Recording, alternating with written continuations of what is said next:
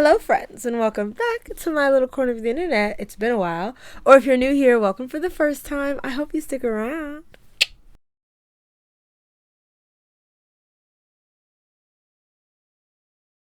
Hey, y'all. Yes, it's been a minute. I know. Don't worry, part 3 to my Corn and Thorns and Roses book review series is coming. My life has taken a few unexpected turns lately, so I haven't been able to complete the script for video 3. But I am working on it, and that video will come eventually. I just don't know when. Anyway, in the meanwhile, yesterday was wash day. I had these poodle puffs in for like 2 months, but my birthday is in like 12 days. And I can't go into 24 with 2-month-old hair, so I had to take it down, wash my hair, get a new thing going. Usually during wash day, I pick a thing to watch in order to like spend the time that it takes to do my hair, taking down and then putting up in whatever capacity I plan to do so. And yesterday I chose to watch a movie that pissed me off so bad. The only way I can justify wasting 118 minutes on it is by making a YouTube video. Today we're watching Crimson Peak, or I guess discussing Crimson Peak because I watched it yesterday. Here's the thing. I don't know why I watched Crimson Peak. Okay, so let me explain. I've been watching Great British Baking Show Junior lately, and I opened Netflix the other day, and the first thing that popped up was Leaving Soon. And I was like, oh, what's Leaving Soon? Crimson Peak. Apparently, it's already been on my list. I don't know how it ended up on my list. I have no recollection of anybody ever discussing that movie with me, but for some reason it was on my to watch list, and it was leaving on April 15th, which means by the time this video comes up it'll probably be gone. And I didn't trust myself to sit down a different day and watch it because I have no idea why it was on my watch list. I can't imagine that it was just because Tom Hiddleston, because he's the only actor in the entire thing that I actually already knew going into the film. But it's very rare that I go and look at an entire actor's filmography. So I don't know how Crimson Peak ended up on my list, but it was on my list, and since it was leaving Netflix soon, I was like, okay, well, if I was planning to watch it, let me get it out the way now. Let me tell you, I should have just sat my ass down and watched The Gentleman, which is a series I was supposed to finish like 2 weeks ago. I'm 3 episodes in. Somebody will yell at me if they find out I still haven't finished it because it's only 8 episodes. And I regret not watching The Gentleman yesterday. Granted, watching Crimson Peak gave me a YouTube video, so I guess it's not all bad. That was a lot of rambling, but you should be used to that by now. This is my corner of the internet after all. Let's get into it. Crimson Peak 2015. I should start by saying Crimson Peak is a gothic romance. I've never watched a gothic romance before. It's a genre I'm not very familiar with, not for any particular reason. It's not that I have any beef with gothic romances. I just actually have not found myself crossing paths with a lot of people who read them, or like a lot of recommendations in that genre, both in film or books. Wow. Literature. There we go. It's literature. The term is literature. So, Crimson Peak 2015. It begins with a narration by our main character, Edith. The first line, if I remember correctly, of her narration is, "Ghosts are real, this much I'm sure of," which I'm realizing as I'm filming this that she actually repeats at the end of the film. But that's really not that important. I'm just letting you know it's the first line. She says, "Ghosts are real, this much I'm sure of." And then we go to a funeral, which belatedly I realized it was probably her mother's funeral. And she does some more narrating. And then the next scene is young Edith, maybe 9 or 10, in her bedroom in the middle of the night. And she hears some odd noise outside, and she opens the door. And she sees a figure shrouded in black in the hallway, and like a semi-smart child, she shuts the door. The smart thing would have been not to open it in the first place, but you know what?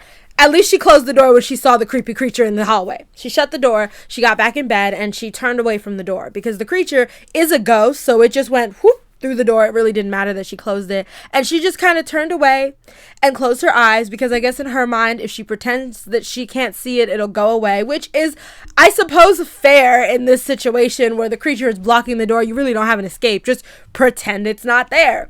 The creature lies next to her in bed, puts a little hand on her arm and says, "My child, when the time comes, beware of Crimson Peak."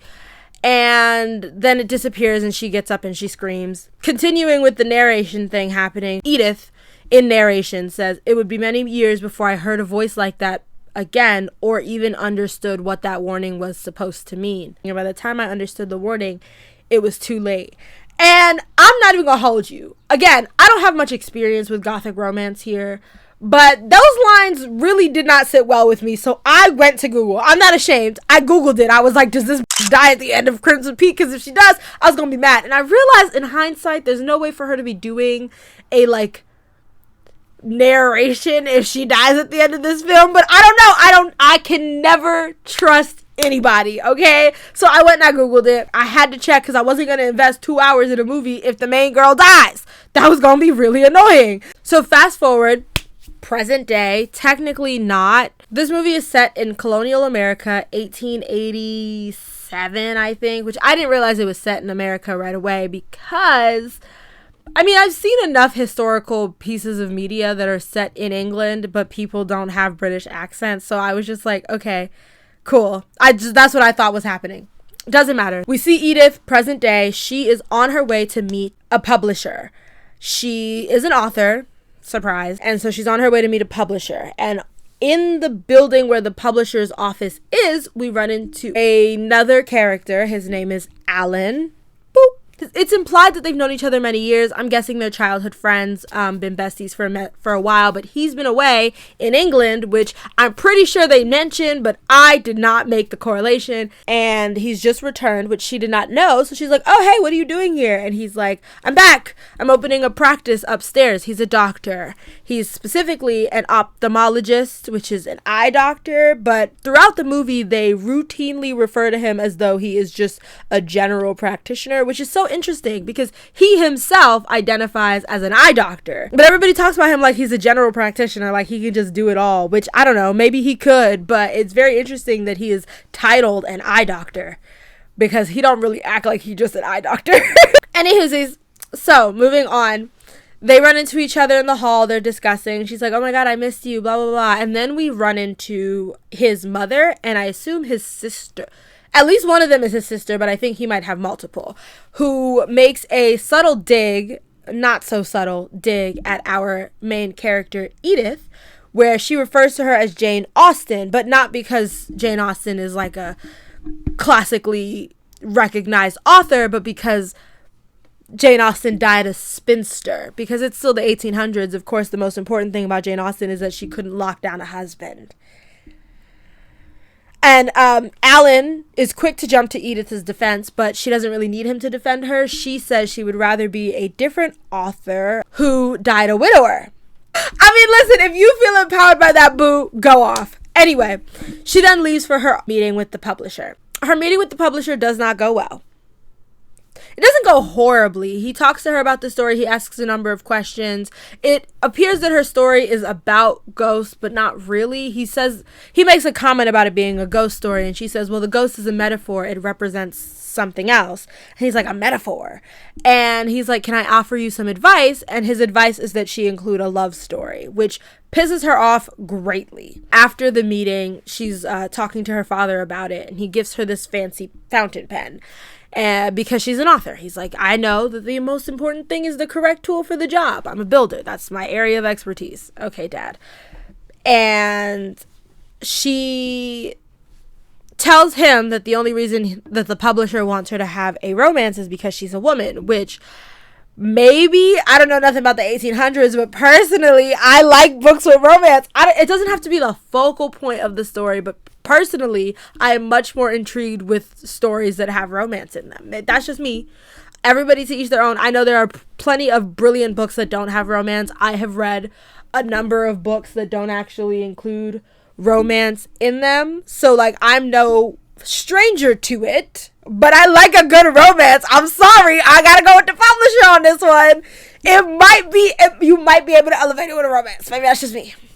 Anyway, so she asks her father if she can type up her novel because she's sending it to, I assume, some sort of writing competition in New York. I don't know what state they're in. Clearly not New York. All of the colonies were on the East Coast at this point, I think. When was the Louisiana Purchase? Whatever, not the point. That's really not the point. This does not have to be a history lesson. She's going to send her story to a New York publication competition of some sort, but she fears that her handwriting is too feminine and people will judge her harsher if they know that a woman wrote it. So she wants to type it so that it doesn't immediately give off, this is a woman's novel. So she goes to her father's office the following day. Now, her father said earlier that he was a builder, and he mentions later on that he started as a steel worker or whatever. We don't see this man build not a damn thing. It seems like he's on some sort of like executives board for a business that provides funding to other people who are doing manual labor. I'm not totally sure. It's not clear what her father does. He calls himself a builder. We don't see him build nothing. And then the only scene where we see him do work, it's a meeting with him and a whole board of directors. But anyway, I'm getting a little bit ahead of myself. So she's sitting at the desk, which for some reason, the typewriter is at the front of the office, like right by, it's not at the door, but like you walk through the hall and the first person you see is whoever is click-clacking away at the typewriter. I guess it's the secretary's typewriter? I don't know, man. So she's sitting at the table, click-clacking away at her typewriter. In walks Tom Hiddleston, who plays a character named Thomas Sharp, which I did not think about until later because I was halfway through the movie like, I don't know this man's name. I'm gonna just keep calling him Tom Hiddleston. Dummy, his name is still Tom. Anyway, in walks Thomas Sharp, played by Tom Hiddleston. And he apologizes for interrupting Edith. She's having a conversation with some other woman that I suppose works for her father. And he's like, sorry to interrupt, but I have a meeting this morning with Edith's father, whose name I don't remember. We're just going to call him Carlisle. That's not his name at all. And then this is really odd to me. I'm not going to lie. She stands up and walks away, not to go and get her father, though. The lady she was talking to went to get her father. But she walks away from the typewriter. I guess she's leaving? I don't know. But she's left her work at the table, so I don't know where she was going. But he picks up the work from the table. And he goes, excuse me, who are you transcribing this for? It's very interesting. Mind you, he literally, this is the work. He literally picks it up, asks who she's transcribing it for. It's very interesting. I read relatively fast. But you picked up work that was facing away from you. And immediately you're like, oh, I think it's interesting. And she goes, really? And he's like, well, it captured my attention. How? How did it capture your attention? I don't think he read a single thing on that paper before asking her who she's transcribing it for. I think that was just a ploy to get her attention. Anywhoosies. So she's like, well, it's mine. I wrote it. I'm transcribing it for myself, basically. If I remember correctly, before he can respond, her father shows up and is like, hello, Thomas. He doesn't talk like that, obviously. Anyway. Sorry. That was so fucking dumb. So he says hi to Thomas and he's like, I see you've already met my daughter. And he's like, okay, well, let's go into our meeting, Thomas. So they go into the meeting and Thomas is pitching some sort of device he has that is meant to... So Thomas lives... He's English, which I didn't pick up on the difference for a while because Tom Hiddleston just is British. Anyway, so the point. He's British, and it's something that they point out later, but he lives in England on a patch of land. They used to do clay mining, but there's been some issues with the way they've been doing it lately, so he's trying to create a new device that will make clay mining easier so that they can get the land up and running and like producing again, basically. And he designed this device that is supposed to like shovel the clay up as it digs underground or something. And Edith sneaks into this meeting. All the doors are heavy and loud as hell. So she comes in and the door goes clap behind her. But everybody pretends they didn't hear it, which is very funny to me. So she like stays by the door as if she can hide from anybody in this room if they didn't hear the door. But she's like hiding in the corner while he's pitching his idea. And then Cornelius, I'm gonna just keep calling him old money sounding names.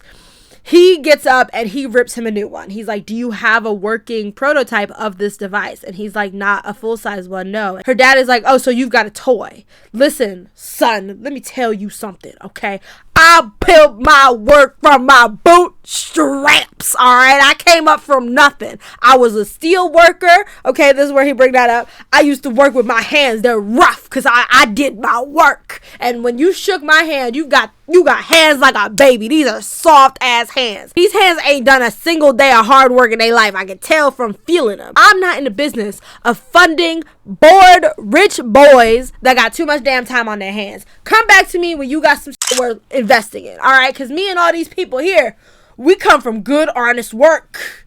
Alright, we bootstrappers. Except for him, he's a lawyer. Come off from my sights. So he kicks Thomas out, basically. He's like, this meeting is over. And Thomas is like, well, hang on. He's been to other places trying to get funding for his little clay machine. And he's like, well, hang on. I come from a land that used to be really, really up and popping, okay? And I'm doing everything I can to make it yield again because I inherited a land that my father had squandered. So I'm trying to fix that. If you could just give me a chance to prove that I'm a hard worker just like you, you know, we could be doing something. But her father is hearing none of it. So skipping ahead that evening, Mr. Constantine is in front of the mirror. He's like, I feel like I look fat. And Edith is like, no, you don't. You look very handsome, young man. And I'm like, why are you calling your daddy young man? We find out later why. But he's like, are you sure you don't want to come? Like, this is going to be a big deal. Okay, Alan's mama is putting in a lot of work into this little event. And Alan is actually coming to pick me up in a motor vehicle. Because I guess this is when those started to pop up. Oh yeah, and Alan kind of like you, so like you should come through. And she's like, shh, I know he likes me, don't talk about it. Now granted, I already figured that out from their first interaction that he was feeling her. Like if you watch enough like romances, you can tell when they're best friends, one of them is in love with the other. But granted, I was like, maybe I only feel that way because people don't know how to write like opposite gender friendships in a way that doesn't have to bleed into somebody having an unrequited crush, you know? Anywho, so she's like, no, I don't want to go to this party. Have fun. During her conversation with her father, she tells him that he was too harsh on Mr. Thomas. She's like, did you have to be so mean to him? Like, he wasn't doing too bad, you know? She's like, and her dad is like, he was useless. And she's like, I saw a man with a dream and you crushed it, and there was no reason for you to do all of that. Because her dad is like, don't think I didn't see you sneak into the meeting. And again, this is why I brought up that heavy ass door. The whole room knows she was in that meeting. Why are we acting like she snuck in there, like she was hiding from somebody? Mind you, Thomas is presenting in the middle of the room, so he made direct eye contact with her. But hey, I digress. Anyway, her father leaves with Alan. Alan makes a comment about her being stubborn, but like in a joking way. He and her dad obviously have like a sort of friendship, which I suppose again supports the theme that they've been friends for quite some time. So she's up in her room, she's minding her business. She sees another ghost, is spooked, obviously. And then one of the people who works in her house comes to her room and is like, girl, are you okay? You look pale. And she's like, I'm fine. Something just startled me. Don't worry about it. What's up? And she goes, well, Thomas Sharp is here. And she's like, okay, well, my father isn't, so you could tell him to bounce. He's supposed to be at that party. What?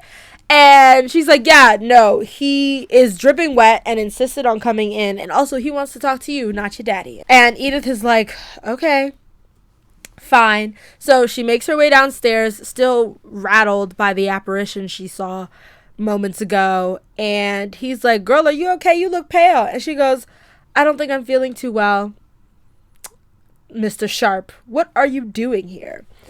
And he's like, I need your help. And she's like, with what? They have a conversation that goes back and forth for a while. I just can't remember what the hell he said. And then he asks her to go to the party that he's supposed to be at. And she's like, no, I don't want to go.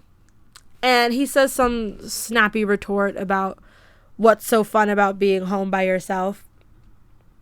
Everything? Hello? Why wouldn't I want to be home by myself? Whatever. I digress. It convinces her personally it wouldn't work on me. I'd be like, actually, everything. It would be perfect if you got to step in. Thank you very much. But whatever. He convinces her to go. She's wearing a gorgeous dress with an even, like, ugh. Look at this. Oh, she walked in and stole the whole show. Like, I don't know who this party was for, but when she walked in the door, it became about her. Anyway, so they walk in. Her father and Alan are talking, so they see them walk in together, and her dad is like, that's an interesting development. And Alan was like, very interesting. And I was like, oh no. Are y'all two in cahoots? What's going on here? Why are we just, what is happening? So she walks in, and then we meet Lucille, who is Thomas's sister. When Thomas and Edith walk in, she's playing the piano. She stops and she walks over to Thomas and is like, oh, it's time. And at this point, Edith goes over to Alan's mother, the host for this party. She's like, we weren't expecting you. She's like, yes, I know. I wasn't even planning on coming. I'm sure there's no place for me. And she's like, nonsense. Everybody has their place. And I'll make sure that you find yours. I'll make sure you find yours. I would have started a fight. I'm sorry. She's been saying slick shit since the moment we met her. I'm already tired of her. That's the second time she's been on screen and the second time she's had something slick to say. I'm sick of it. Anyway, Alan's mother addresses the room and she says, Thomas Sharp is going to show us how to do a waltz the European way. Which is very funny to me that, like, these colonial Americans are, I don't know, like English fanatics. I feel like, except for, I'm running out of old English names. Clyde, he really don't like the English. He's like, I don't like Thomas. I don't know why, but I don't like him, and I don't like that I don't know why I don't like him. So, Miss Mom says, oh, Thomas is going to demonstrate the English waltz. And Thomas has this cute little speech about how the English waltz is very easy. It's 6 steps. You follow the lead. But they say the test of a great waltz is that a candle will not be extinguished in the hands of the dancer. That kind of perfect waltz requires the perfect partner. And he's supposed to go dance with Alan's sister. I guess they're trying to link them up. I don't know how we got there. He was supposed to dance with Alan's sister, but he's like, oh yeah, that kind of waltz requires the perfect partner. And he goes to Edith and says, will you be mine? And she's like, no, I won't. Thank you. But I'm sure she would love to. She is so real for that. And he's like, oh, I don't doubt it. But I've asked you. I know Mama Allen was gagged. What was that you were saying about her finding her place? Yeah. Apparently she found her place in the arms of your supposed to be son-in-law. Oh, I loved it. I loved it. It felt like Thomas specifically did that to gag Mama Allen, and he wasn't even there for that conversation. Anyway, she accepts his hand and she's like, why are we doing this? And he says one of the most ridiculous answers. He says, I find that it's easiest to close my eyes to things that make me uncomfortable. And she says, I don't want to close my eyes. And first of all, listen, that interaction, fine. However, comma, you did not answer her question. You didn't. She asked, why are we doing this? And you said, if you're uncomfortable, close your eyes. I can't fucking stand it. Anyway, they do their little perfect waltz. The whole room is, except for Mama Allen, she's very upset. Of course she is. And actually, so is Lucille, Thomas's sister, because it seems like she was the one orchestrating that connection. So she was kind of upset that he was dancing with somebody else. I don't remember what happens for the rest of that evening, but moving on, our next scene takes place during a day. She is promenading with Thomas. They're discussing her novel. She seems to have done some rewrites, added a slight romance aspect, and he's like, I like the chapters you showed me. And then Edith sees Lucille off somewhere. She's by a tree, and she cuts what I did not realize immediately, but later realized was a cocoon, like for a butterfly. There's still a butterfly in it, mind you. She cuts down a in-use cocoon. Edith asks her about it. She was like, is that a butterfly? And she goes, it will be. no, you cut it down. They have a small discussion about butterflies where Lucille makes a comment about how beautiful things die. Okay. Thanks.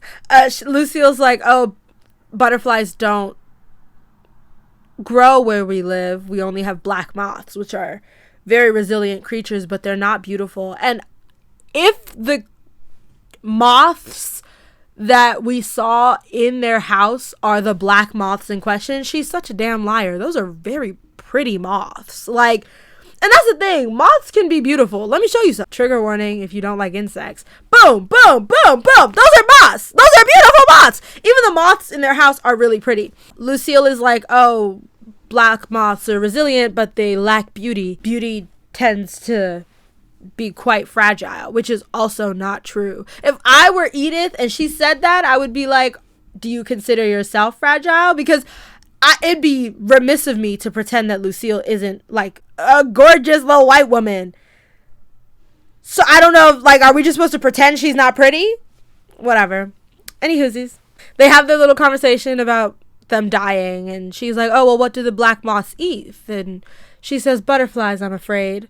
Well, okay, then either butterflies do live where you live, or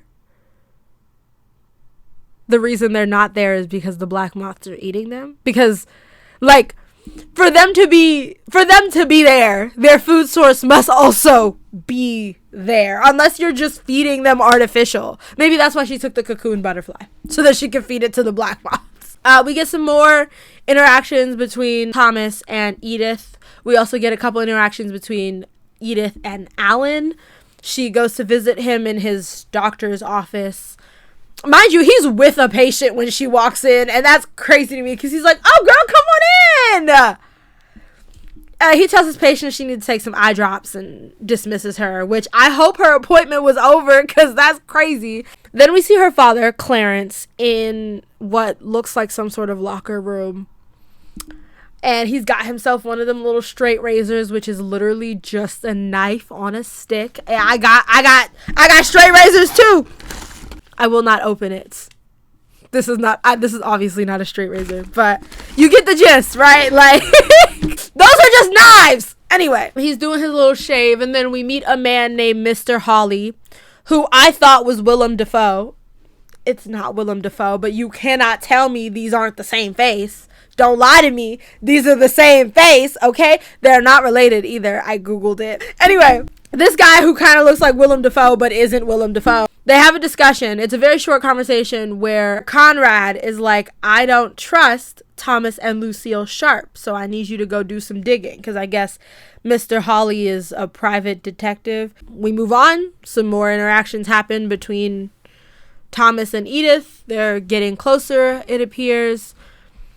Lucille and Thomas have a conversation where she is upset with his choice because it seems like he has decided that he likes Edith more than Alan's sister. And she's like, she's just a child. Like, this is not a good choice. And Thomas is like, no. I think this is the right choice. I need you to trust me. And Lucille is like, I mean, you chose her, but this better work. Also, he takes a ring from Lucille that she was wearing. Lucille is quite reluctant to give him the ring, which I thought was odd. She was like, I've earned the ring. It's mine. I want it back. Okay. Moving on. It appears that Claiborne is having some sort of party, dinner thing. I don't know. There's a whole bunch of people at his house. Okay. Thomas shows up last with his sister Lucille, and he's like, Edith, can I speak to you for a moment? And she's like, oh, hang on, I have to go get my father because everybody's here. Mr. Hawley is not here, but he met up with Cecil earlier and was like, hey, here's the documents you asked for regarding the Sharps. Don't read it in public, though. Okay. So when Edith goes to collect her father for dinner because all of the guests have arrived, he's like, hang on, I'll be there shortly. Please collect Thomas and his sister and have them meet me in the study. So she goes and she gets Thomas and Lucille and is like, my father wants to see you in his study. Claude is like, I think I made it pretty obvious that I don't like y'all. And Thomas is like, yes. And he's like, but I couldn't figure out why. I had no real reason to say I didn't like y'all. Just a hunch. Something about y'all wasn't sitting right with me. Now, I have a reason. And Thomas is like, listen, I know you might not like that I'm getting close to your daughter, and it might be hard to believe. And he's like, yes, you love her, whatever. Here's the thing. I can't let you continue to interact with my daughter. And here's why. He pulls something out of like a manila folder that was given to him by Mr. Willem Dafoe lookalike. I can't see it, which might just be me being blind, but I don't think they make it clear enough for us as an audience to see what the hell it is that her papa sees that has him in a tizzy. But whatever it is, Thomas reacts to. He's actually his composure snaps a little bit. His face drops. He's like, Clifford is like, that's the first honest reaction I've gotten from you since you arrived. That's what I'm talking about. So listen, here's the deal. You got to get away from my daughter. Okay? And Thomas is like, okay, listen, and he's like, yes, you love her. You're repeating yourself. And he writes a check and he gives it to Lucille, and he's like, I know it's a lot, but you seem like the more composed one, so I'm going to deal this with you. I'll give you this. 2 conditions. You hop on the next goddamn train to New York, because there will be a ferry to England leaving New York tomorrow, and you have to be on it with your brother. And then Lucille is like, well, what's the second condition? And he says, you have to break my daughter's heart thoroughly, which was not necessary, I feel like, but okay. He's like, yeah, you have to break my daughter's heart so severely that she would never think of seeing you again. Tonight.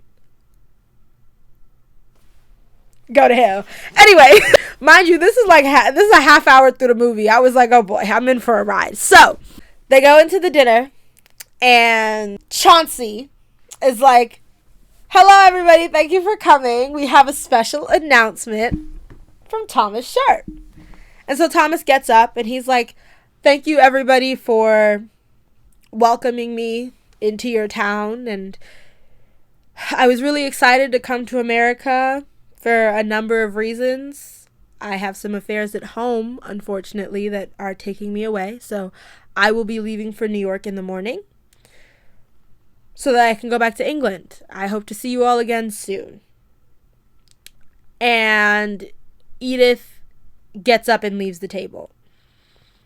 Cool. I feel like that was enough. She's already upset. And he follows her out of the dining room. And she's like, you're leaving. And he's like, I'm sorry, I have some affairs at home to take care of. And with nothing tying me to America, she's like, oh, I see. Well, choke. And he's like, I'll have your novel returned to you in the morning. And she's like, okay, that's fine. And she's literally trying to escape him. She's like trying to run up the stairs to her room. Okay. And he keeps stopping to talk. And he's like, well, hang on. Don't you want my opinion? And she's like, if I must.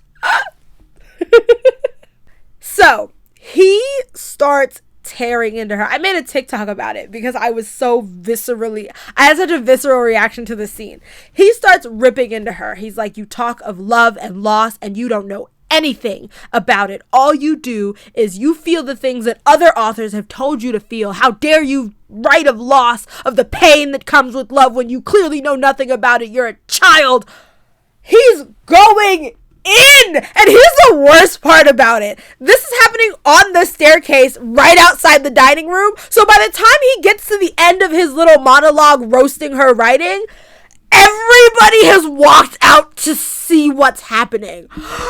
I have never wanted to crawl into a hole on behalf of a character more than in this moment. One thing about me, I will skip shit that is embarrassing for me as an audience member. I had to stop. I made a TikTok about this part because It is one thing to say 200 rude things that nobody asked you to say. It's another thing to do it in front of an audience. That's so embarrassing.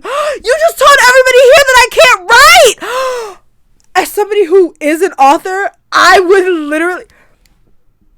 would push him down the stairs. I don't know, like, I would not be able to handle it. Because she tries to leave in the middle of his, like, monologue. She's like, all right, that's enough. And he's like, I'm not finished. I was livid on her behalf. And then she slaps the shit out of him. Again, I know he's only ripping her heart out because her father demanded it of him. But, oh my God, did he deserve that slap? Because, why?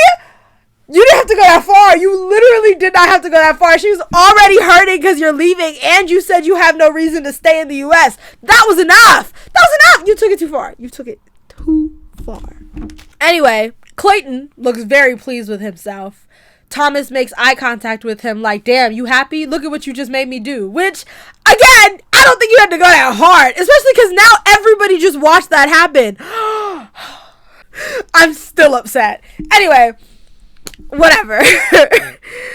We skip to the next morning. The lady who was there earlier, whoever works in this house, shows up with her manuscript that has been returned by Thomas, and she goes, okay, Mr. Sharp dropped this off, but I didn't want to wake you when he brought it earlier. And she's like, it's fine, you can just leave it on the table. She's like puffy-eyed, I guess been crying all night. The servant is like, oh, do you want me to leave the letter too?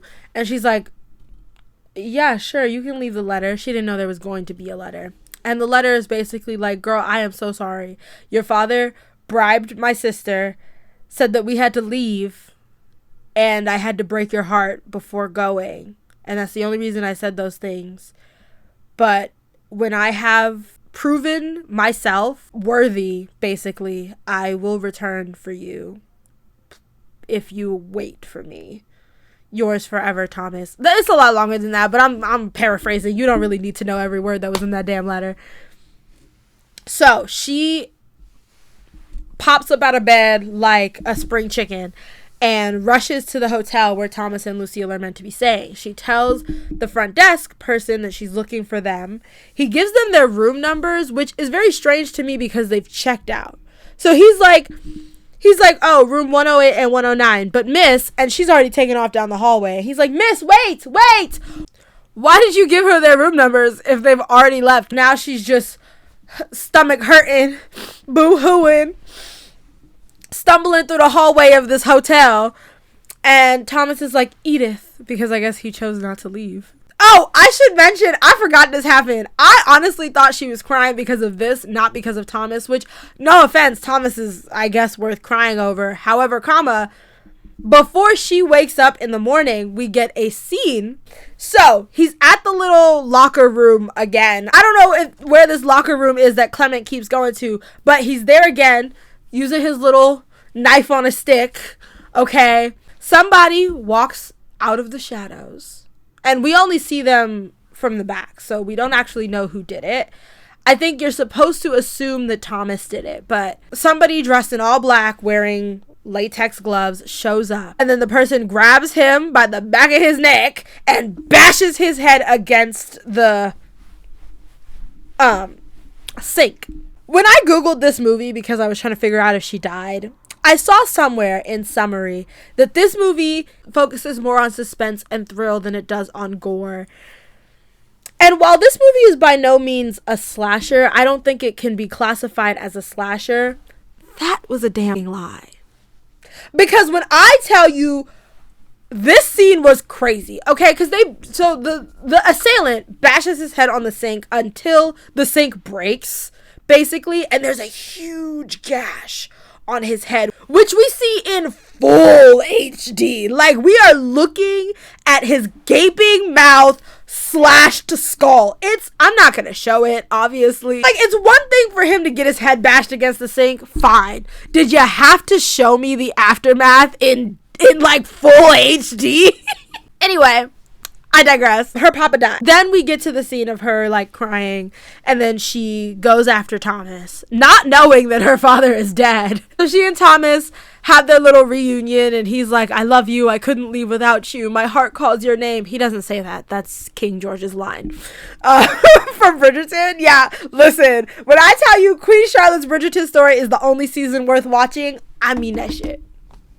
Sorry, listen, I know everybody really loves season 2. I don't. Bridgerton will be another video. I should make I don't know, would anybody be interested in my thoughts on Bridgerton? I wouldn't do like a long summary because all of them came out so long ago, but I could do like here are my thoughts on each season and where I rank them. I don't know, if anybody is interested, I guess comment and I'll maybe do that next. So she returns to her house giggling with Thomas and then is met with some somber expressions. The lady that works at the house, who I thought was her sister, but Edith is an only child. We find out earlier, but I forgot. A man who I thought was her grandfather, but I'm pretty sure is the lawyer for the family. I guess, I don't know, it's just some old man who has like a silly looking mustache. Oh, he kind of looks like the mayor from Powerpuff Girls. I mean that with no disrespect, but he's sitting there looking somber, and so her face obviously drops, even though she was just giggling 10 seconds ago with her man. So then we go to the coroner's office, and the coroner is like, sorry to do this, but we need you to ID the body, which feels sick as hell because this is obviously a very tiny town. Everybody know everybody type of place. Do you really need her to look at her father's mangled face and say, that's my father? Like, sickening. Just as they're about to take down the tarp that's covering the dead body, Alan storms in there and is like, Edith, don't look. I can identify him. And the coroner is like, no, you can't. She has to. And Alan is like, this is ridiculous. I was his physician. You know I was his physician. And he's like, listen, it's not really about that, Brody. That's just the way it goes. And while the two of them are arguing, she peels back the tarp anyway, and she looks at his face, and we once again get a very full-on look at the big-ass gash in his forehead. We saw it before. Alan, again, here's when we go into you're an eye doctor. What are you doing? He starts to examine the body. Doing too damn much. He's examining the body, and he's like, wait a second. Help me turn it. And she flips. She's like, no. Don't touch his body. How dare you handle my father that way? He turns 60 next week. She covers him with the tarp. She's like, he doesn't like to look his age, so he dresses really well. And I guess that's why she called him young man earlier. She covers his hand with the tarp as well, and she kind of collapses into Thomas. And he's like, shh, it's okay. I'm here for you now. I've got you. You have me. So her father is dead. The next scene is the funeral. She's wearing the ring from Thomas. So I guess they are engaged and or married at this point. I'm not going to lie. Terrible timing. Her father dies and you're like, marry me, babe. That's weird to me. I don't know. I would feel some type of way if my father died and you were like, let's get married now. You know, like he's not even in the ground yet and there's a ring on my finger. That's sickening. Moving on. We now go to England. Edith and Thomas are arriving at Annandale Farms, whatever it's called, Annandale Manor, and she pops out the carriage, and then a dog runs up to her, and she's very excited. She loves the dog, and she's like, he has no collar. Do you think he's a stray from somebody, like from one of the neighbors? And Thomas is like, that doesn't make any sense because there's not a house for miles. And honestly, I don't like that. I don't like the isolation, I'm not gonna lie. Personally. They walk into the house and this is falling apart. There's a hole in the ceiling. This is ridiculous to me, okay? I'm like, when I say there's a hole in the ceiling, like, there's a hole so big, there's like a person-sized patch of snow in the foyer for most of this movie. I'm not living in this decaying ass mansion. I'm sorry. I will not do that. He starts talking and he's like, we've tried very hard to maintain it over the years, but it's really tricky, especially with all of the clay mining that has happened over the years. The house is now starting to sink. And as it sinks, it makes it even harder for like the integrity of the house or whatever. At one point he steps on like a floorboard and red seeps under, because I guess the clay is like blood red, and that would freak me out so bad. I'm sorry. There's like blood red stuff dripping from several walls in this house, and we're just supposed to be like, it's just clay. Nope. So he's talking to her about the house, and she's like, it's cold, and he's like, yeah, well, there's a big ass hole in the ceiling. He's like, my office is in the attic. I can't wait to show you everything. There's an elevator. So Thomas goes upstairs with one of the like servants to show them where to put her bags, which I don't think you needed to do that. They know what this house looks like. But whatever, he leaves her momentarily, and she sees some sort of figure in red. She initially thinks it's Lucille, who went home when they were supposed to. So she'd been home for a little bit. And she thinks it's Lucille. And then it goes up the elevator, and she is confused. When Thomas returns, she's like, oh, I just saw somebody go up the elevator. And he's like, Lucille? And she's like, no, it wasn't Lucille. She was dressed in all red. It was very scary. And he goes, oh, the elevator kind of has a mind of its own. The pipes are affected by the damp, he calls it.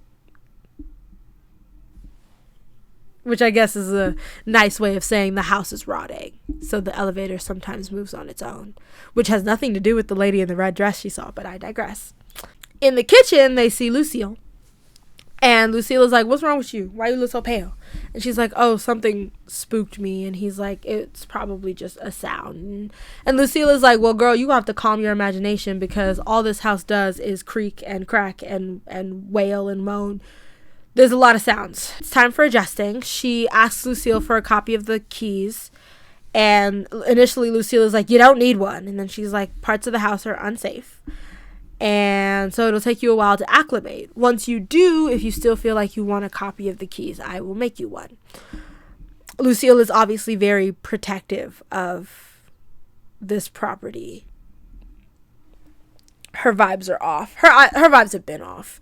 But they get more off once we're in the house. And then Thomas runs her a bath. She's in her bath. The dog walks up to her with a ball, and she's like, where the hell did you even find this, bro? She sees something, like a shadow of some sort, and gets out of the bath. And mind you, she thinks she just saw something, so this is kind of crazy to me. Her back is turned to the door as she puts on her robe. Why would your back be turned to the door if you think you saw something in the hallway? Do you enjoy living? Do you have any value for your life and your safety? Because it's not giving that you do. But anyway, she's taken a real long time to put on her little robe. Okay. She hears the sound and she jumps and turns around, and there's nothing there. Anyway, while this is happening, Thomas and Lucille are having a conversation, and she's like, I thought you got rid of the dog.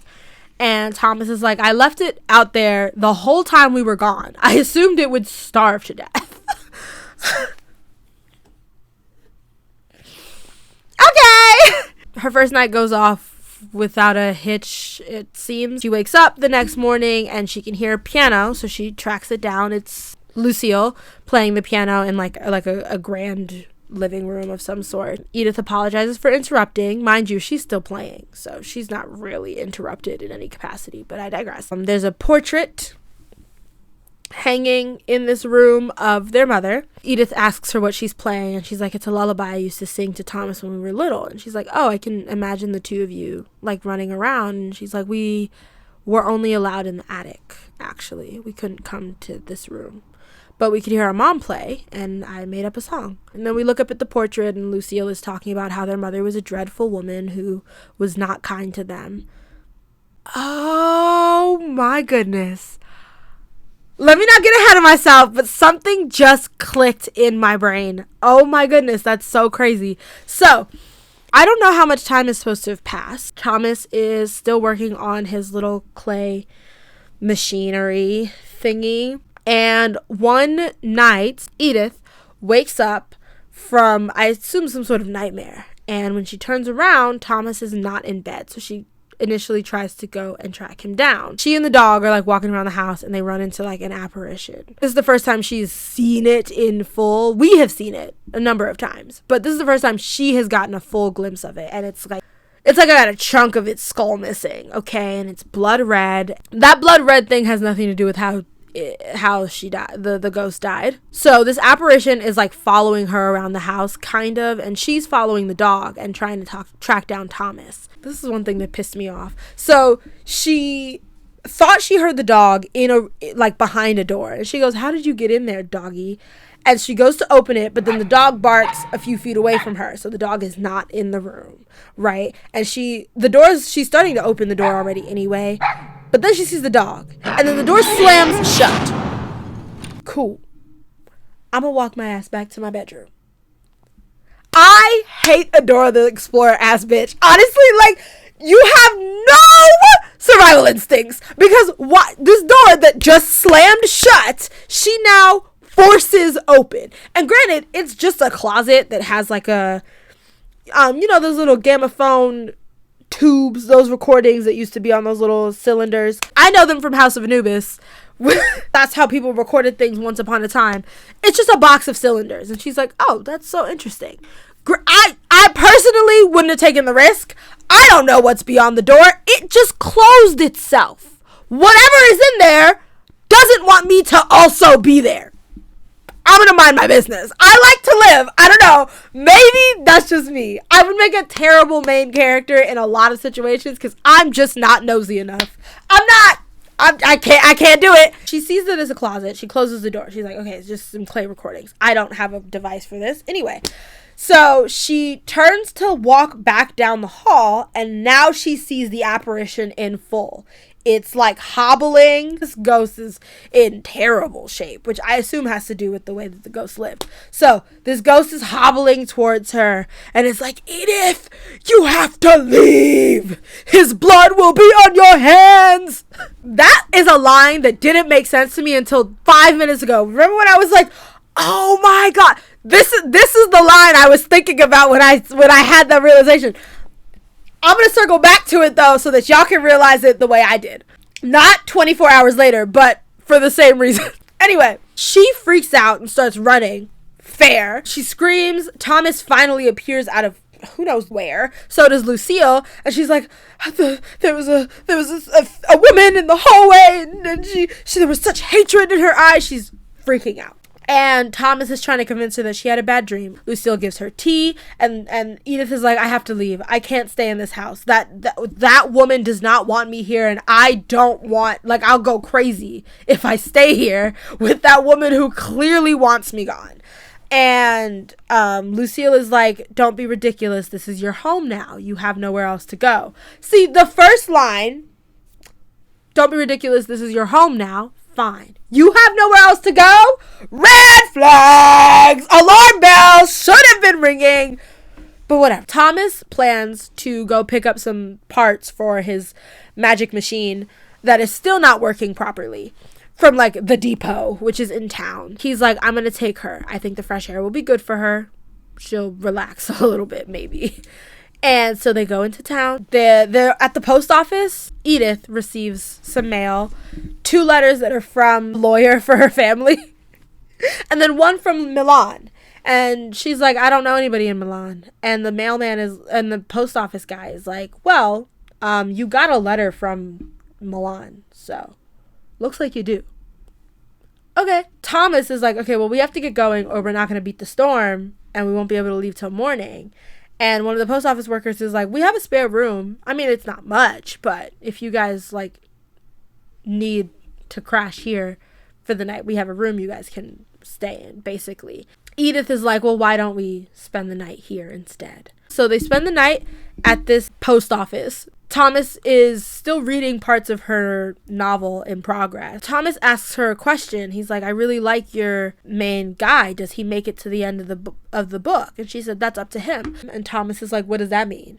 And she says, "Well, characters come alive, they speak to you, and they make decisions. And that is what will determine whether or not he makes it to the end. His choices." And that felt like an interesting foreshadowing choice on whether or not Thomas would make it based off of his choices. And I was like, that doesn't tell me if he's gonna make it, but I don't like my odds. I don't like the odds. Feels like he's not going to make it. I'm clairvoyant, but whatever. They spend the night, they spend the night, consummate their marriage finally, and it's great. She's like, I like this place way better than the house. She tells him that they could consider living somewhere else. Perhaps they should just abandon the clay farms and go anywhere else in the world, because this house makes her that uncomfortable. And they return in the morning. She calls out to Lucille, we're back! And she's like, you didn't come back last night. And she's like, yeah, we got snowed in, so we stayed in town. And she's like, you didn't come back. She's like, yeah, what's the big deal? He's my husband. And Lucille flips. Very briefly, but she snaps. She snaps. Not brief enough. She picks up the pan of eggs, and I thought she was gonna hit her with it. She slams it on the table, scattering eggs everywhere. It's a mess. She's like, you left me. I had no idea what was going on. I can't be alone. Take it down, girl. She's like flipping, and then brings it back, and she's like, I had no idea if you guys had an accident or something because of the storm. Which, mind you, there's really nothing they could have done about that. It's the 1800s. Nobody has a cell phone. It's not like they could call you. You just got to suck it up, girl. I should mention earlier in the film, at some point Thomas was like, don't ever go beyond the main floor. The elevator goes down, but he's like, don't ever go beyond the main floor. She don't know how to listen. So she does go beyond the first floor. I think when she's out running an apparition on a different night, because literally after her first night, every single night she's freaking out. There's some sort of apparition chasing her somewhere. Ends up in the basement one day, and she sees a trunk that says Enola on it. And so when she's having this conversation with Lucille, she sees on the copy of the house keys that there's a key that says Enola on it. So Edith sneakily steals the key. She goes back into the basement, which is like it seems like it's like a setup for the clay mines. There's like a bunch of tubs of liquid clay down there, and this trunk that says Enola Scotti, I think. I don't know. It's an Italian last name. So she opens the trunk, and she finds a series of packages that have a name on them, or they have a location and a date on them, and a gramophone that plays the little cylinders. So she takes all this stuff upstairs, and Lucille is outside with Thomas, and Thomas is like, oh, hooray, my machine is working. I can't wait to show Edith. And Lucille is like, Edith? I did this with you. Hello? And he's like, yes, of course. Yeah, obviously. I still want to show it to her, though. And then Lucille looks at her keys for a different key and realizes the Enola key is missing. And so she goes to track down Edith, who is just getting back upstairs. So she's sneaking into her room while Lucille is trying to track her down, and she just makes it to sit on a couch and drape a blanket over her boots because they're stained. And she's like, and Lucille is like, what's wrong with you? And she goes, I don't feel so well. And she's like, you didn't drink your tea. And Edith is like, I don't really feel like tea, but can you get me a cup of water? And Lucille is like, okay, sure. And she drops her keys on the tray. And so Edith sneaks the key back, which is fair. I mean, perfect time. But I mean, like, Lucille knows you took it. That's why she left the keys there. Granted, at this point, if you have the key, you can't prove that she took the key. I just hope that Edith was smart enough to lock the trunk before leaving, because I don't know if she did. We don't see that part. And Lucille is like, okay, well, I hope you feel better soon. She gives her the water and she leaves. So she opens the like folders that have names and places, and it's a photo of Thomas with random miscellaneous women. Each like packet has a different woman and some like letters that are, I guess, are associated with each miscellaneous random ass woman that we don't know who they are, where they came from, or where they went. Then in the Enola file there is a marriage certificate as well. She gets a little gramophone and the little cylinders from that closet. One of them says, oh, I'm testing out this device I just got. Thomas, say something. And he's like, I don't know what you want me to say. She's like, well, you could say you love me. And then he starts reciting a nursery rhyme. That's crazy. And then there's another cylinder. She's like, all they care about is their stupid device. They only married me so they could have my money. They're poisoning me. It's in the tea. Edith hasn't had the tea in a couple of days, so technically she should be fine. However, she's already sick. Like, she's coughing up blood. So it's a little late, but this note is like, oh, don't drink the tea, they're poisoning it. If you find these, like, they definitely killed me. All right, girly. So she starts to freak out. She's like, I have to get out of here. It's the middle of the night, it's snowing. She tries to go outside in the middle of the snow as if that's going to help her. All right, girly. And obviously it's storming really heavy, so that does not help her. So she stumbles backwards, but she can't make it up the stairs. She like collapses. I should mention earlier she had a conversation with Thomas where he was like, we won't have much time before the snow makes it impossible for us to get to Clay. Basically. And he's like, you'll soon find out why they call this place Crimson Peak. And she was like, I beg your finest pardon? He's like, Crimson Peak. The clay seeps through the snow and it turns it blood red. That's Crimson Peak. And that's when she remembers the note, the warning she got at like 9 years old. And I'm like, I don't know. I feel like there should have been a more obvious way for her to find out than after she married the man. There's no such thing as Google.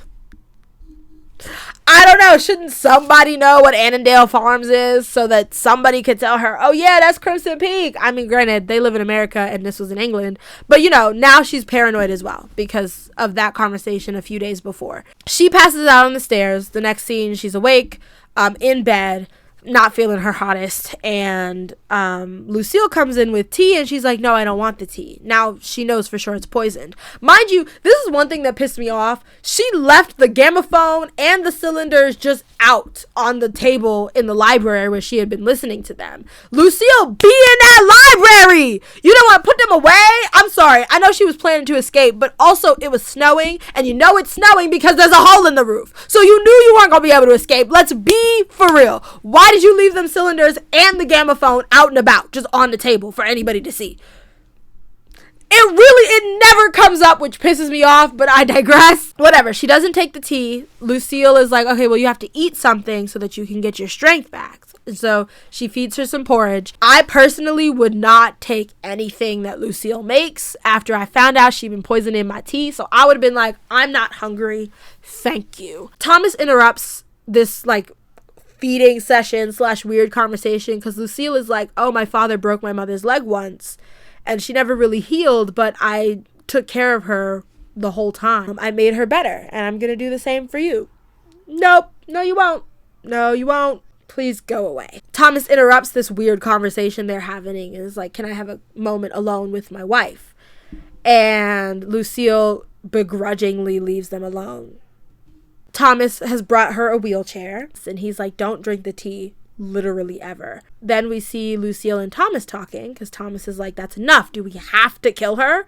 And Lucille is like, yeah, once she signs the papers, I want all of this done. I want it over with. He's obviously very reluctant to continue with this plan. And she's like, we have to kill her because now she knows too much. She stopped drinking the tea, but it doesn't matter because I put the poison in her porridge.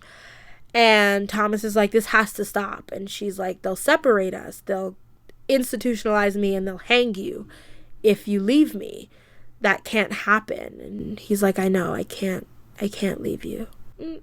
This is bizarre. I started to think maybe they're married and they're running some sort of scam because, by the way, while all of this is going on, Alan, back in America, is very suspicious of the situation. He's talking to the lawyer and he's like, all of this is very strange to me. And the lawyer is like, why? She seems happy. I will tell you though, he got that PI, Mr. Hawley, involved. And that was suspicious to me. So Alan tracks down Mr. Hawley and is like, hey, what did you find out for Clive before he died? And he tracks down that information again and is like, so what he knew was that Thomas was already married. But I found some other stuff as well after the fact, like this newspaper clipping. We don't find out what the newspaper clipping says for much later, so I'm not going to tell you what the newspaper clipping said until later. Anyway, so with this information, Alan is like, nope, I got to get that lady out of there. So he plans a trip to England. His plan is to go and rescue her. He's going to play knight in shining armor, I guess. This is kind of like Beauty and the Beast, except if Gaston wasn't. So Alan is on his way, but she doesn't know that, obviously. Thomas obviously is starting to care for Edith for real which Lucille, I think, is starting to notice and is very unhappy about. So, another day, another apparition. It's the middle of the night. She wakes up coughing, and she's like, if you're here with me right now, give me a sign. And the apparition basically knocks her to the ground, which is very funny to me. And she walks out of her room into the like hallway. This ghost is floating in the air with a baby, by the way, because Enola had a child. Kind of. Edith is like, I know who you are. Your name is Enola Sculti. What do you want from me? And the apparition points down a hallway. So she goes down some doors, through some hallways, behind some curtains. And this is the point of the movie where I actually took a break. I had to stop. I physically could not watch anymore after this scene. So she walks down some corridors, through some halls, and we find Thomas in the arms of Lucille. Her hand is going to work beneath his trousers. I had to stop. I made a very angry TikTok that was barely coherent because, listen, I will let a lot of shit slide. Incest is where I draw the line.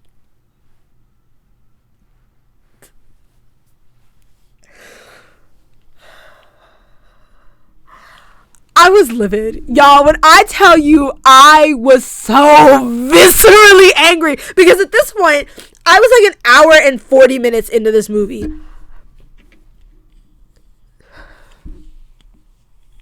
I don't think you understand.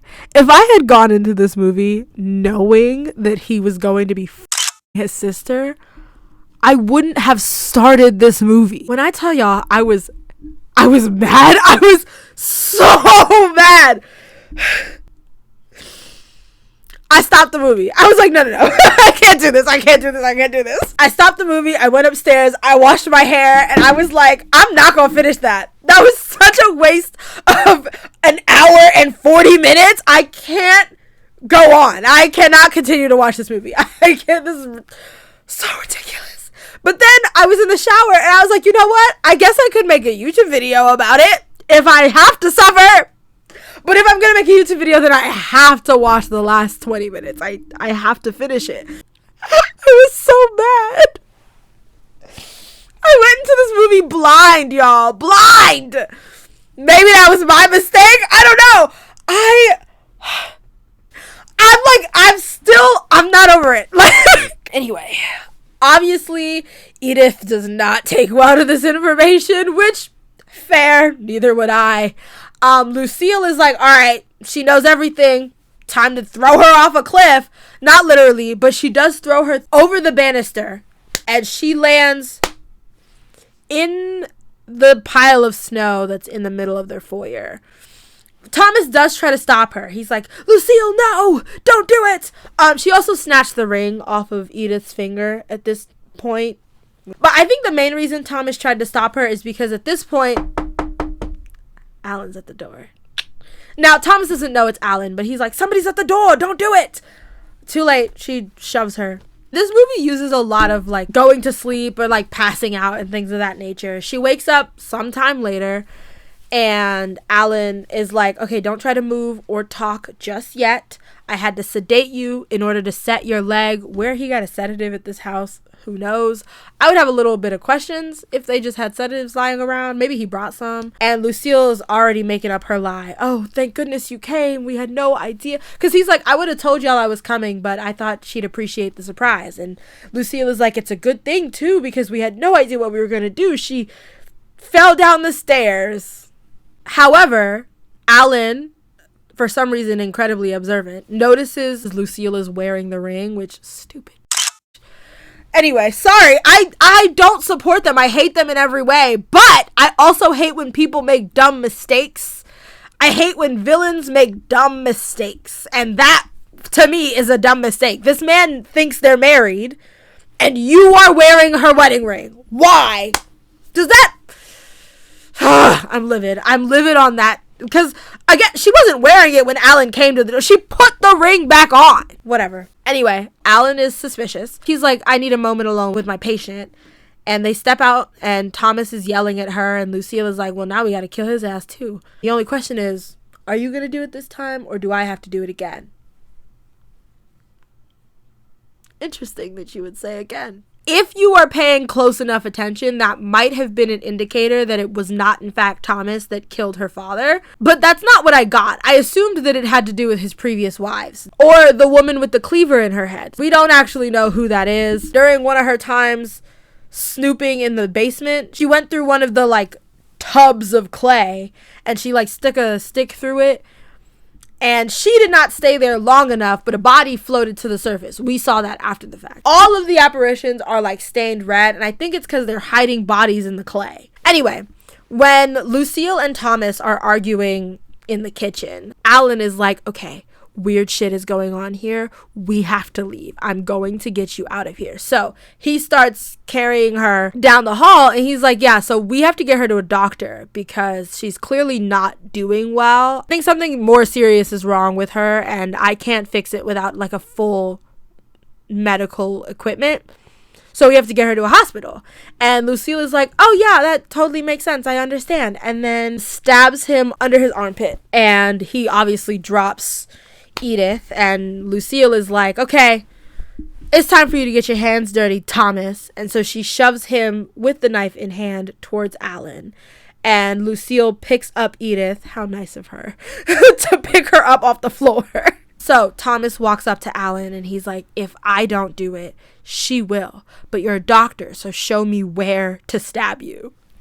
So Alan directs the knife, and Thomas makes a show of stabbing him and shoving him into the snow. And then Lucille takes Edith up to the attic. I don't know why she did this, but she left Thomas downstairs, and he took Alan into the basement and was like, okay, wait here. I'm going to go and save Edith, because if she signs those papers from her lawyer giving us all of the money, Lucille is going to kill her. So hang tight. Try to not die in the meantime. You are bleeding from 2 places, but try not to die.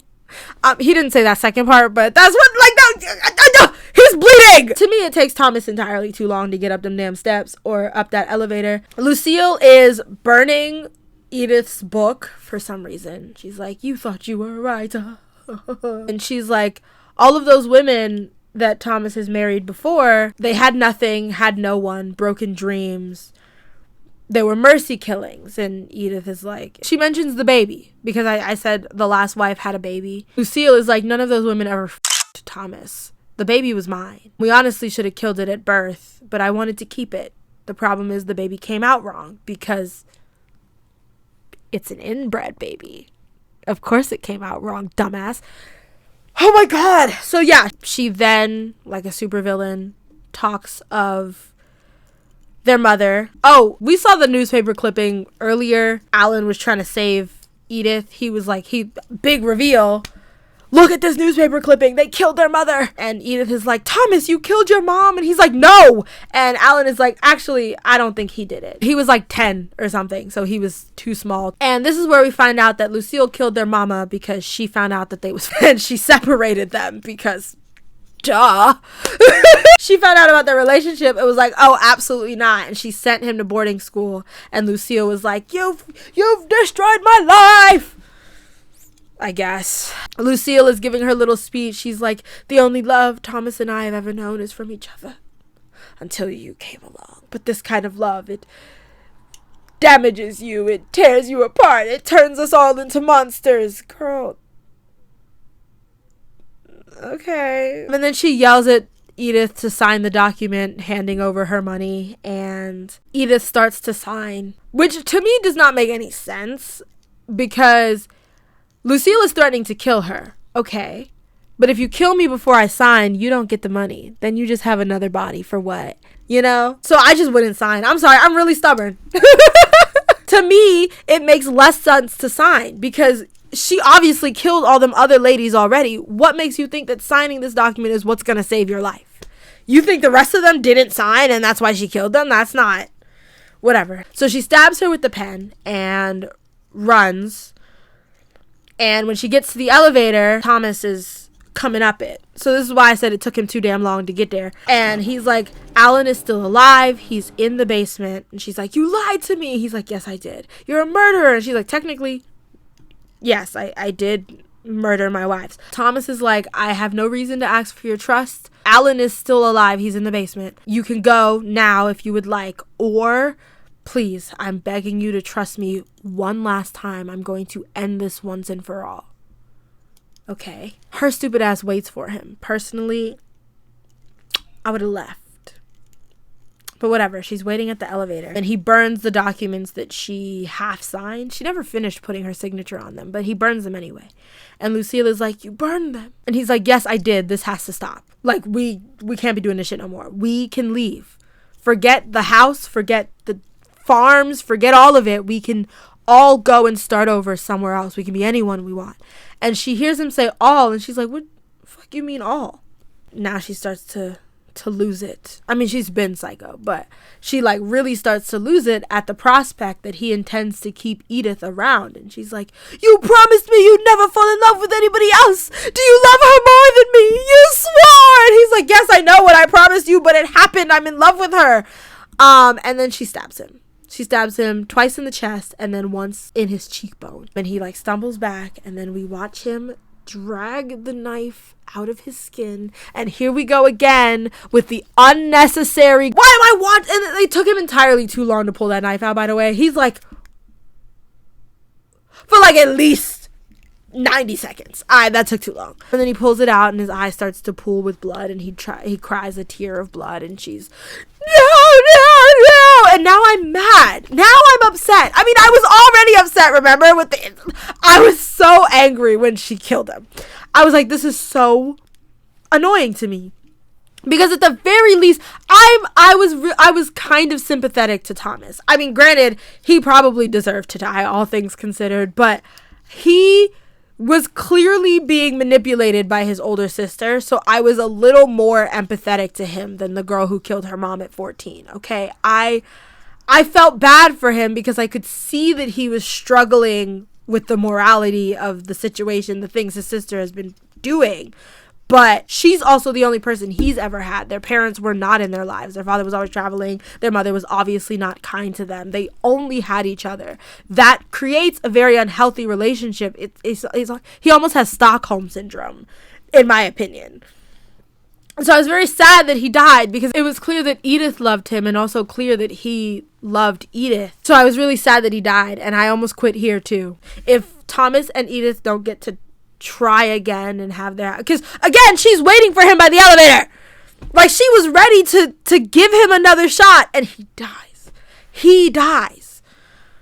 That ghost that tells Edith to leave the house says his blood will be on your hands. I think it's because she knows Thomas will genuinely grow to love Edith and Lucille will lose her mind and kill him. Which is so interesting because that's not a line. That felt like a throwaway. I didn't really get it. I was like, what do you mean by that? Because Lucille is obviously trying to kill her. How is Thomas going to die in this situation? And now it all makes sense. So they did technically warn me that Thomas was going to die. I just didn't put two and two together until filming this video. Anyway, she is now been waiting for too long. I would have left. Sorry. She goes back into the room to see Lucille like hugging his dead body, and now Lucille snaps because she blames Edith for the fact that she killed him. And so Lucille chases her down the hall. Edith gets in the elevator. Lucille is chasing her down the stairs while Edith is in the elevator. She gets all the way down to the basement where Alan is still slowly dying, and she like hides him behind one of the tubs of clay, and Lucille comes down the stairs and gives her some weird villain speech, and she's like, I kept a souvenir from mother, and she pulls out the cleaver she used to kill her mom. They end up upstairs outside. So there's one of those like weird suspenseful scenes where you don't actually know where she's gonna pop out from. Edith foolishly is out in the damn open. Her back is exposed. This is something that bothers me in these scenes a lot, because this happens all the time where the main character is just kind of spinning in a circle open. Cover your back! back, dummy. Nobody got your 6. So get against a wall or something so that she can't sneak up behind you. She almost does. She slices her arm, cuts across her cheek at some point. There's the whole thing. Edith grabs the shovel. Don't know where she got the shovel from, but she grabs the shovel. And Lucille is like, I'm not going to stop until I kill you or you kill me. And then Edith goes, help me. Lucille is like, ain't nobody here to help you, girl. And she's like, yes, he is. Turn around. And Thomas is there. I guess everybody that died just don't go nowhere. Thomas is there, looking very solemn. And Lucille is temporarily distracted, so Edith swang that shovel right against her head. And Lucille, though dazed, picks up her weapon again and is like, I'm not going to stop until you kill me. And then Edith bangs her over the head with the shovel again. And she's like, yeah, I heard you the first time. Sorry, she ate with that line. I'm not even gonna lie. She really ate with that line. Thomas is still standing there. And she clutches his face. And then Thomas just kind of fades away. Which I'm not sure.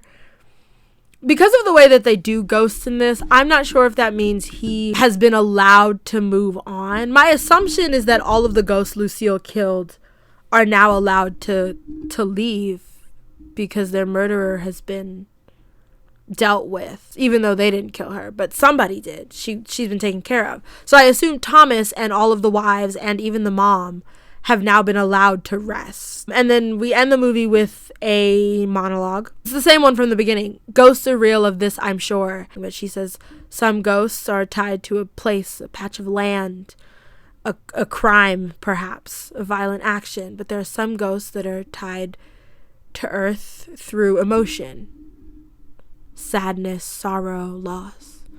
And those ghosts never leave. And the final shot is of Lucille at the piano, but Lucille as a ghost.